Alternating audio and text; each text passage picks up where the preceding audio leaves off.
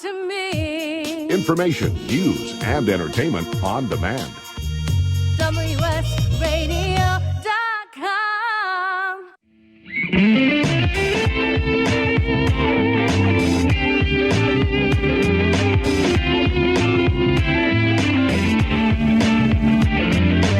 Welcome to The Changing Stage, music gear talk from the manufacturers and musicians who define the biz. Here's your host, Florentino Buenaventura.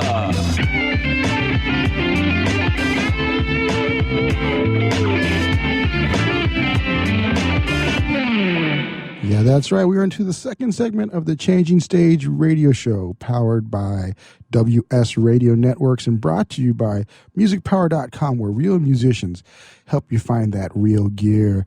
And we have just a great guest from the north of us here in the U.S. Bruce, are you around? I am. All right, we have Bruce Valeriani. I hope I said that right. Is that correct? Pretty close. Valeriani. Valeriani. Okay. Sorry about that, brother. Hey, man, how you doing, Bruce? Good. Awesome. Thankfully, it's warmer today. It was pretty cold yesterday. Oh, really? We're in San Diego is where we're at, and it's been a heat wave, but we're all pretty much weather sissies down here. If it goes above 74, below 70, we're crying. We want our taxes, reduced because we pay for this to be down here in great weather. So. Well, awesome. The cold weather hit a little early out this way, so it's kind of unusual here. So, yeah, when I mean up north, you guys are in Ottawa, is that correct? Yeah, that's right. Yeah. So, folks, for those who haven't heard his name, you've probably heard some of his music production.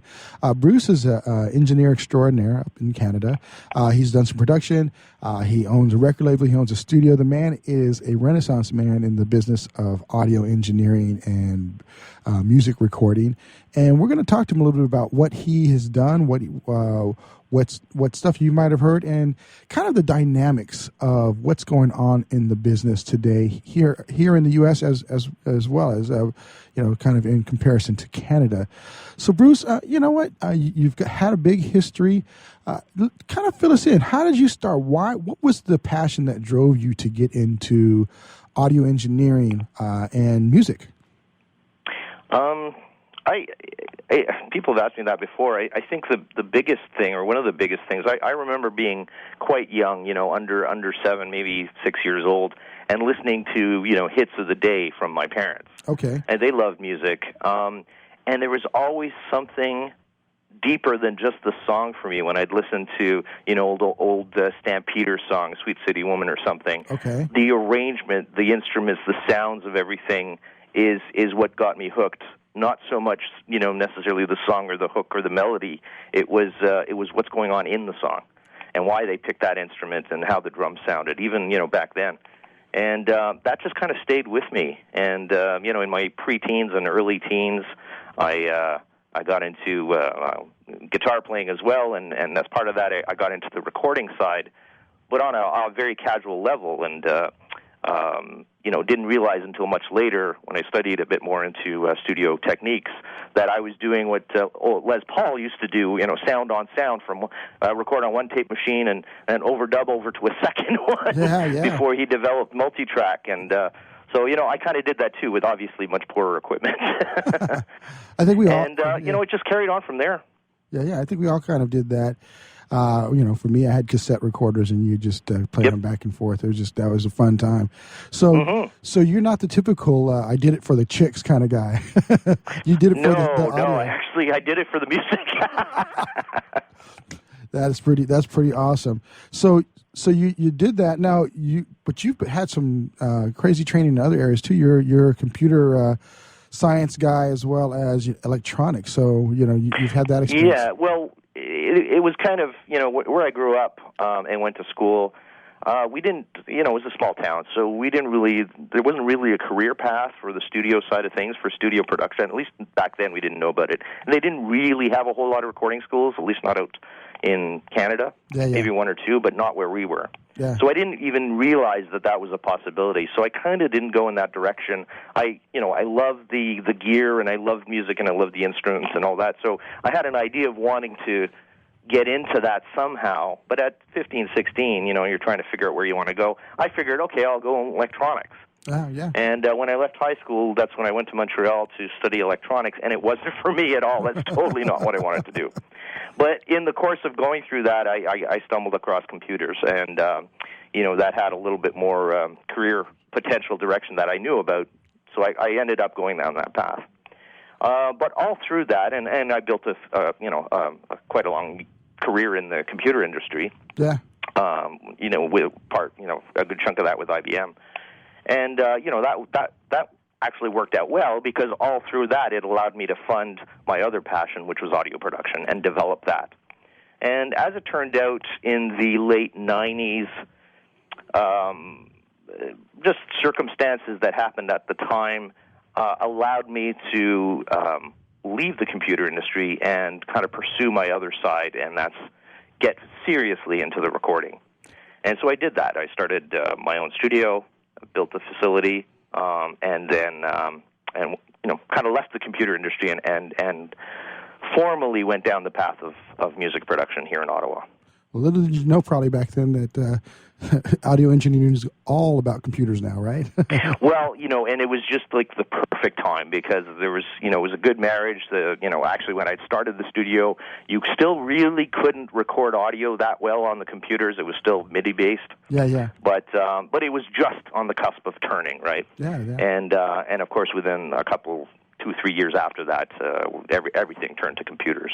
Yeah. So it was a good time, and made for some interesting transitions with gear along the way. Yeah, man. But much better now, obviously. Exactly. I mean, I don't know. Did you guys go were you analog before, or did you go the ADAT route before you? It originally started with the ADATs, supplementing that with MIDI and the computers for editing. Yeah. But SMPTE going time through code, that whole process of syncing 4 ADAT machines together and getting whatever it was, 32 tracks, I guess, from it. Yeah. And dealing with all that nonsense. It was a transitionary format. It was useful at the time, and I actually got a lot done with it. But it was challenging to work with, for sure, because it's not as seamless today, where the computer's always locked up, and you don't have these issues of waiting for 30 seconds for all the tape units to align themselves. Yeah. Or going way back where you actually, to do your edits, you took out a razor blade. Yes. It wasn't for other entertainment. It's for actually cutting the tape to sync them and splice them up. So, well, I do a lot of indie productions, right? So there's a fair amount. I do get a fair amount of mediocre tracks coming in sometimes when the indie artists kind of sometimes do their own tracking. Oh yeah. And I have to repair it. So I have and I know what's involved in repairing a drum track these days with current technology. I just have nothing but respect for anyone who was doing the same thing with tape years back, because Mixer Man outlines it in one of his books there, the Diary of a Mixing Engineer, or whatever it was called. He outlines the 2-day, 3-day process of editing just a single drum track on tape, And I think it would have been interesting, but I'm glad I missed that part.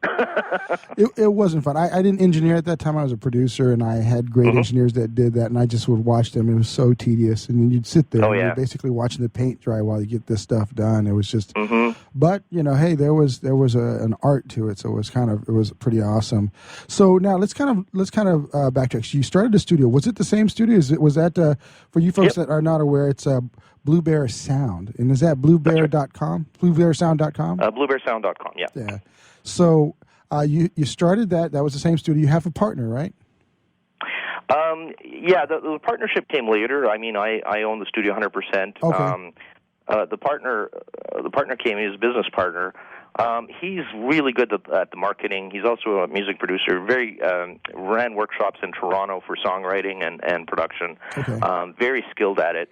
And, he actually came to me originally as a client, and we just kind of hit it off in a much better way. And he had some skills he could bring to the table, so we decided to kind of forge together and do some things together. That's awesome. And leveraging off of his skills and along with my background in, production and that. So That's kind of how we did it. And he kind of runs Sound of the Muse Records, which is the label side of the business. And between the two of us, we've kind of got a lot of experience to offer to people, really, indie artists in the area for further development. Yeah. In fact, you two both worked on a project with an incredible producer, Alan Parsons, who's done, and for those folks who haven't heard, well, maybe they've heard the name from the 80s with Eye in the Sky and the song from back then. But he worked with the Beatles, with Pink Floyd. Yeah. So you guys kind of have like 6 degrees of separation from these greats. That's awesome. That was an interesting session. Alan Parsons, he's a well-known sound engineer. Of course, engineered on Pink Floyd, and of course did his own thing with Alan Parsons, as you mentioned. But a real humble and almost shy guy. Wow. He did not. He was uncomfortable with a lot of people around him, and quite honestly, idolizing him. I mean, he's well known, right? Yeah. And but he's quite humble and just very down to earth, very approachable. Awesome. We got about 10 seconds left. We're gonna be coming back to the segment, but I want to encourage everyone to stay tuned, because we're going to be talking a bit more about Bruce's career, as well as Blue Bear Sound, and then of course Sound of the Muse. So stay tuned. We'll be back shortly. Oh, right. We've got a little timing change here. I guess I look at a clock, Bruce, so you understand. And I'm usually waiting for the music to start. There we go. You're just slightly off. Well, folks, this is the Changing Stage radio show. And we are powered by WS Radio Networks, the leader in Internet Talk Radio, and brought to you by musicpower.com. We'll be back shortly in a few short moments after our commercial break.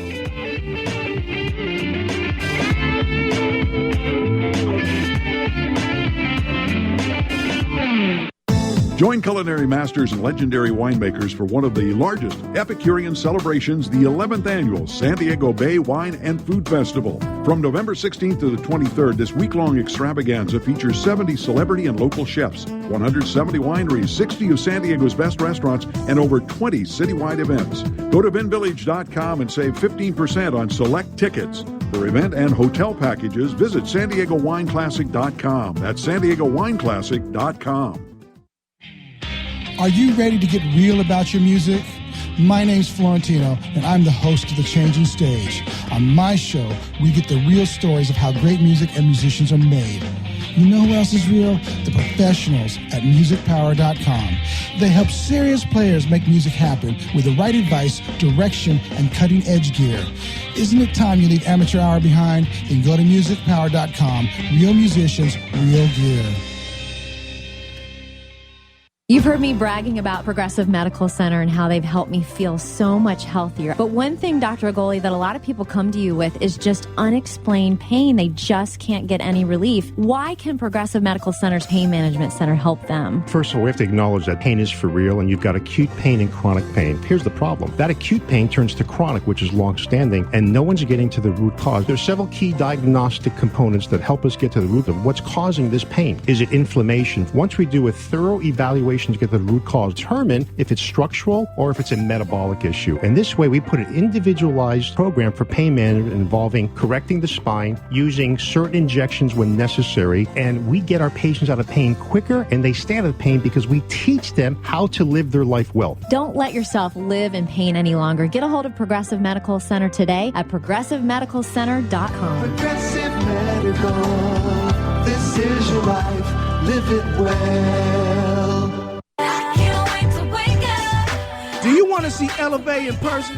Do you want to meet Stephanie, Sierra, and Ariel in person? Well, we're coming to your city. All you have to do is go to wedemand.com/elevate. You heard me. wedemand.com/elevate. You love their music? They put on a great show. It's time to invite them into your domain. wedemand.com/elevate is all you have to do. I'm out. This is KW Reed. Baby, baby, baby.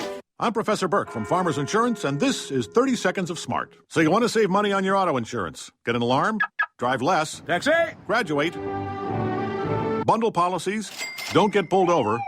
Make automatic payments? Beep, boop, beep, beep, boop. And, of course, talk to farmers. Because the more you know about auto insurance, the more you can save. We are farmers. Bum, ba-dum, bum, bum, bum, bum. Get smarter about your insurance at farmers.com. In California, Nevada, and Arizona, call 858-405-0078. Talk to me. Information, news, and entertainment on demand. WSRadio.com.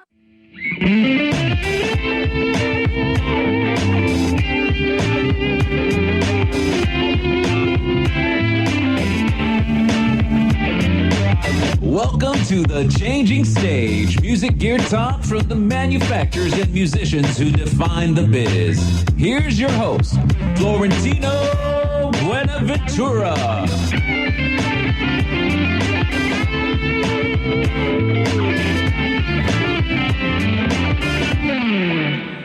All right, this is the fourth and final segment of the show today on the Changing Stage radio show, powered by WS Radio Networks, the number one network in internet talk radio, and always brought to you by musicpower.com.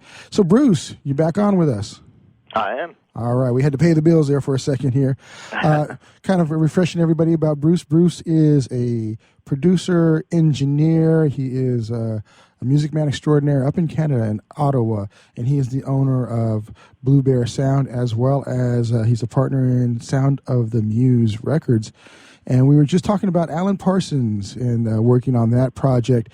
Now, with that in mind, tell us about some of the artists in Canada that you worked with, and maybe some of the artists here, or actually anywhere in the world that you've had a chance to work with. Well, we do. I personally work with a lot of indie artists, so they're obviously unsigned. It's one area I find the most interesting. There's a lot of great talent out there. Just not quite able to put things together, and but they have some great material and great ideas. So it's really interesting to work and help produce these young indie artists with some great stuff. They're just not heard that well, right? They just don't get around much. The other side of that is I actually mix for a lot of bands all over the world. I just finished with an artist in Romania, actually. Wow. He's writing English material, and it's kind of classic rock almost, but he's out in Romania, and he's actually done quite well. I think it's his fourth album. He had a colleague of mine out from Chicago mix the first half of it, and he's having me mix the second half, so we're halfway through that. His name's Razvan Albu. Oh, okay. I guess. Just interesting stuff, and when I first heard his material, I didn't know what to expect. And the melody's stuck in your head. The arrangements are good. Just a solid indie artist. So for me, the indie scene is actually really the most interesting these days, where there's still a lot of vibrancy. It's not the mainstream sound at all. Yeah, definitely. And it kind of goes back to, when was the last time you heard horns in a rock song? You know? Oh, in a rock song, not in a long while. Actually, you hear them still with some of the indie soul stuff that's going on, but rock songs not too typically. Right, but in the indie artists, they're still putting that kind of stuff together. They're not kind of sticking to the formula that they hear on mainstream radio, right? So that's why I find it's most interesting. And then, tying the label into it, one of the reasons we put the label together is, these young bands, if they're not signed, they get zero direction on any aspect of performing. Yeah, all they know is they wrote some songs. Generally, first drafts, whatever they wrote, they put out there, and they have no, a concept of refining the lyrics, refining the arrangements, refining their stage presence. None of that, and so there was this real hole in the development of these young artists to actually prepare themselves for stage and for producing, albums. Which they wanted to do. And so that's why we kind of, we came up with Sound of the Muse as being an artist development label. So we would offer, of course, we would take on musicians' projects in the same way as a traditional label, one or so maybe, here and there. Mm-hmm. But the other way would be a partnership-based arrangement with a band in terms of helping develop the entirety of the band. Kind of a farm label, if you will. Yeah, pretty much. I guess you'd call it that, yeah. I mean, it's nice if they get some 90s. mainstream attention, but really we're trying to help them. They're already doing, they're self-producing their own stuff. We're just helping refine it and hopefully develop even bigger following for them. Gotcha. Now, that's a really good point, because we have a lot of listeners that are really just getting into the business, and it's such a dynamic landscape right now. That's why we call the show The Changing Stage, because, you know, when I grew up in the business and yourself, it was a whole different way to approach it, and it's different now, obviously, than today than it was even a year or two ago. So what would be some advice for artists that would like to have you do production, engineering work? What should they do to prepare for working with someone like yourself and your company?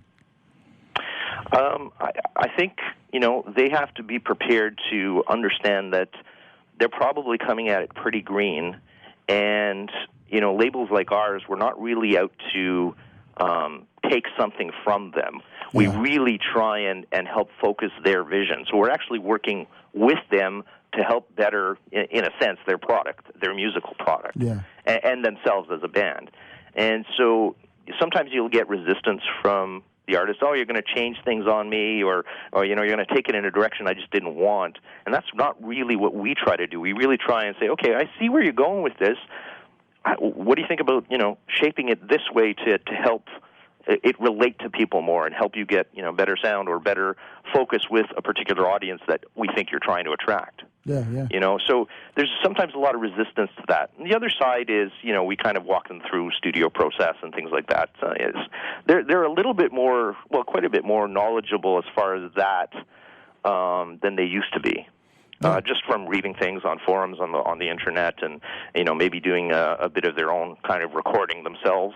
So in some ways they're almost more sophisticated than they used to be for certain things. But in other areas, particularly as it pertains to songwriting or production, they don't understand what's involved in really crafting a song. And so they'll write lyrics, and the first draft of their lyrics, that's what ends up on the album. So there's no refinement to any of that. So again, you know, we try and help guide them that way, and we get some resistance to that too, because, you know, everything they write is their child, and they don't necessarily want to change that. So, you know, there's some challenges there, but for the most part, they do appreciate once they kind of get around the fact that we're not actually going to change them too much. We're just going to enhance. Then they're usually pretty open to it. That's too awesome. That's very awesome. Setting expectations is definitely key there. We've got about a minute, almost about 2 minutes left. Now, one thing I noticed is your equipment list is fairly unique. One of the things I looked at is that you have your own. Well, you're using a Sony console, but you have your a custom-made DAW. Tell me a little bit about that.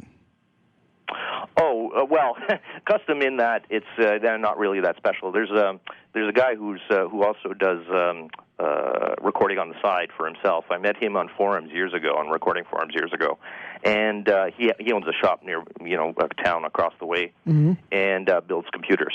Okay. And so I just get him to build all my computers for me. What do you? I thought maybe it was a software. I'm just going off the. Oh no! That's all it is. I couldn't. It's not. What's that big company you guys have out there? Rain. Oh yeah, Rain. Rain Computers. Yeah, they're kind of built, DAWs ready to go. Gotcha. Okay. So we couldn't. Same way. I had a Windows 7 machine built by a guy who does it for like George Lynch and a lot of the heavy metal stuff. Even though I don't do metal, but he's he's rock solid with that. And you guys are using a Sony console. And what's your favorite piece of gear? With about 30 seconds left. The console is probably the biggest one. The other side is, I think, the editor. I mean, there's a lot of tweaking that I do in terms of audio, even in terms of forensic audio. The odd time for corporate clients, we've done that. So just the tools available now in the DAW on the software side are just phenomenal. Analog gear right now, I think it's my Millennia Media STT1 awesome. preamp. Well, you got a slew of things. One last sentence to the people that are listening, so that they can know, what your message is. Wow. Okay, that's go for broke on the songs. Make them the best you can, and don't be afraid to refine them. Well, hey, that is from Bruce from our fun friends in Canada over at Blue Bear Sound. My name is Florentino. This is the Changing Stage Radio Show, powered by WS Radio Networks and brought to you by MusicPower.com. We'll be back with you next week. Thanks again, Bruce. You were awesome, sir. Thank you. Progressive Medical. Hey, this is Heidi Rue, and you know, Progressive Medical Center has literally changed my life and my health, but I'm not the only one. Adele suffered from bone deterioration, bone overgrowth, profound muscle discomfort, physical exhaustion, and mental fog. In fact, the bone deterioration becomes so serious that she had to have back surgery. Well, after the surgery, she still didn't feel well, and so that's when she heard about Progressive Medical Center. Progressive Medical Center discovered that her adrenals weren't working properly, her hormones were out of whack, and the drugs she had been taking were doing more harm than good. Adele came into Progressive Medical Center in a walker, physically and mentally exhausted. But now she's a world traveler. She hikes and walks several miles a day, and it's all thanks to Progressive Medical Center. 770-676-6000. 770-676-6000. Progressive Medical. This is your life. Live it well. Take a break from politics. Tune in and learn something. WS Radio shows are worth your time and are filled with tips and advice. Add us to your lunch routine, and we'll give you a meal for your mind. Are you ready to get real about your music? My name's Florentino, and I'm the host of The Changing Stage. On my show, we get the real stories of how great music and musicians are made. You know who else is real? The professionals at MusicPower.com. They help serious players make music happen with the right advice, direction, and cutting-edge gear. Isn't it time you leave amateur hour behind? Then go to MusicPower.com. Real musicians, real gear. Do you want to be a professional coach? Are you in business trying to make a real difference with people you manage or work with? Have you started a coaching practice that isn't quite getting off the ground? Get the skills you need to be a successful coach today with the Coaches Training Program from Accomplishment Coaching. The Coaches Training Program will show you how to help others focus and be more fulfilled. Whether you want to improve your company's bottom line or create a thriving coaching practice, Accomplishment Coaching can give you the distinctions and practices you need to coach others effectively today. Accomplishment Coaching has spent 6 years developing a cutting-edge coaches training program that will have you ready to coach people professionally in just 12 months, and you don't have to take time off work to do it. To find out more about the Coaches Training Program, just call 1-888-548-6813. That's 1-888-548-6813. Hi, this is Felix Taberna, host of Race and Sports Radio. Join our cast and crew every Saturday and Sunday right here at WSRadio.com, beginning at 8 a.m. Pacific, 11 a.m. Eastern. Race and Sports Radio.